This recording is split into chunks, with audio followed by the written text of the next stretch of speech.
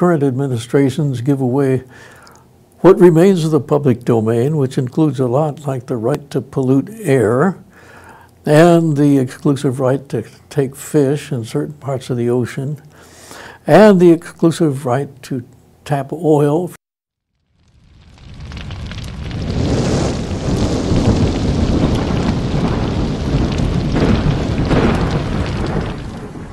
Below us we see Palm Springs, which is in a natural desert called the Coachella Valley, which is actually below sea level. You can plainly see this is a natural desert. Most of what you see is still desert. But the green parts are Palm Springs and a complex of satellite towns to the south. And they're green. There are lots of golf courses. In fact, there are over 100 golf courses in this area. Where do they get the water? It's Colorado River water. The water runs down that canyon. It's the White River. It ends up in these spreading grounds that you see colored blue down below us. And it sinks underground from there into an underground storage tank provided by nature called an aquifer.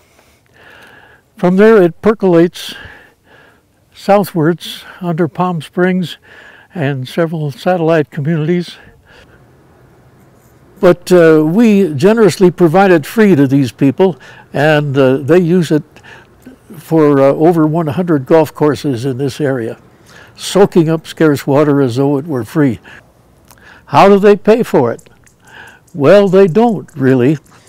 The United States government pays for it. First of all is the water itself.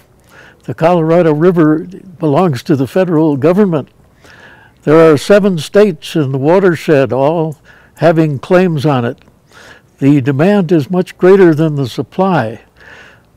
So if it were butter, it would have a high price.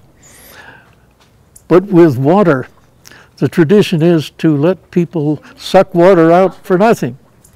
Not only that, the federal government helps pay for it with things like Hoover Dam and the Los Angeles Aqueduct. The electricity that's used to run the pumps that pull it up from underground is also subsidized because farmers get water cheaper than city folks do. Putting it all together, the rest of society pays a high price, both in federal debt, state debt, and higher power rates, to provide cheap water to these people in the Coachella Valley. Yes, not only do we not charge people for taking water out of the Colorado River, we subsidize them to do it. And then we think about having a water shortage. Now, if you put a zero price on anything, like butter, for example, immediately demand would exceed supply. But if in addition you paid people to eat butter, it would be even worse. And that's the way we've treated our water resources in this country. Instead, we should charge people for taking scarce water out of the public domain. When you look at damage to your world, do you want change? Don't have to do what you think you're supposed to.